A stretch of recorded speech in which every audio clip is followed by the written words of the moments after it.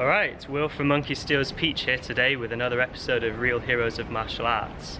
So for today's video, I'm at the Chinwoo Athletic Association to tell you a little bit about Yuan and founding of the Chinwoo.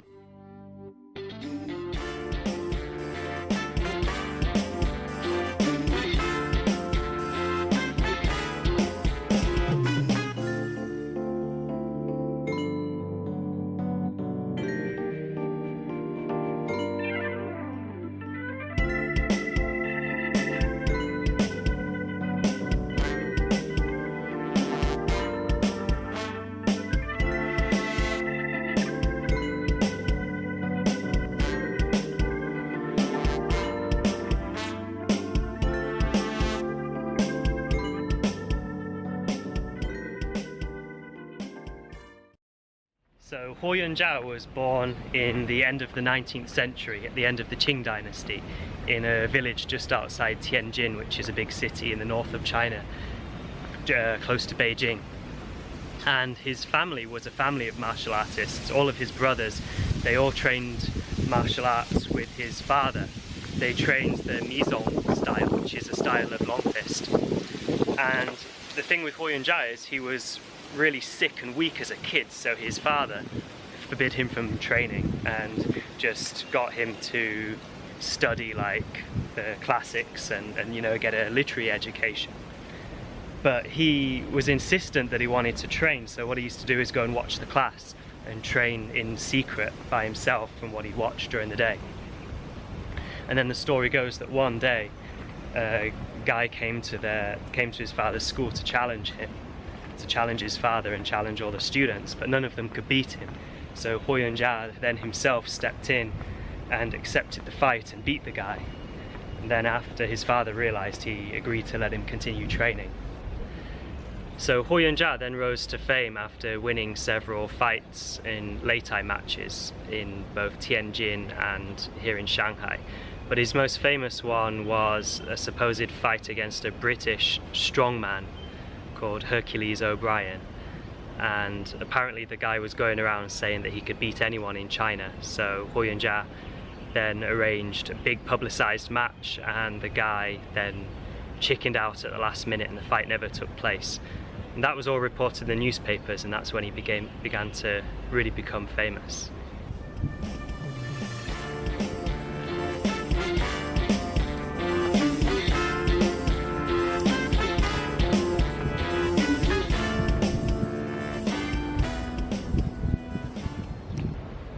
So the Chinwoo Athletic Association was founded in the 1920s, and it wasn't actually founded by Yuan himself. He was more sort of like a figurehead, because after several fights with some Japanese people, he died of lead poisoning and people thought it was a bit suspicious.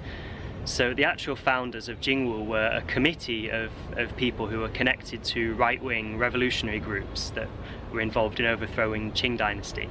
And I think sort of using Yuan as like a figurehead would help with this sort of nationalist ideals that they were portraying at the time. See, the idea of the Chinwoo was to use martial arts as a vehicle to strengthen Chinese people. It wasn't just about fighting and things in the past. It was more about giving people healthy bodies, strong bodies, to give them like a sort of martial mindset, a little bit like what Japan was doing with Budo at the time.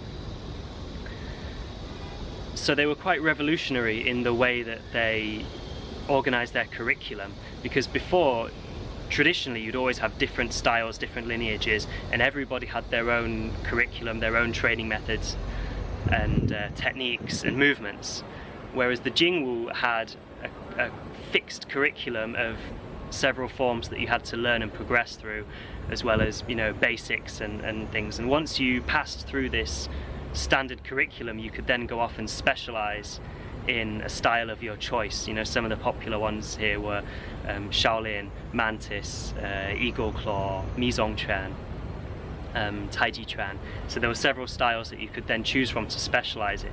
A lot like a modern university, you know, how you go through your compulsory education, build up a foundation, knowing a bit of everything, and then you choose your field of interest and specialize in it. And so that's kind of what they were doing here. So the Chinwoo Athletic Association started in Shanghai here in the 1920s at the building that I've just shown you.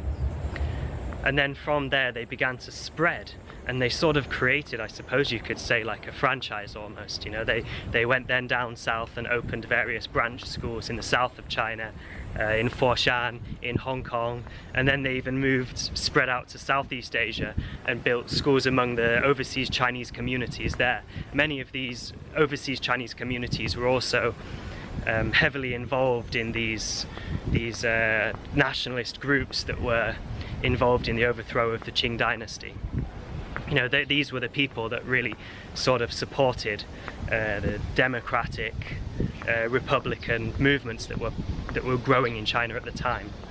Okay, so I hope you enjoyed that short video, just a brief introduction to the Chinwoo Athletic Association and Yuan, and how they sort of changed the atmosphere of martial arts at the time in China.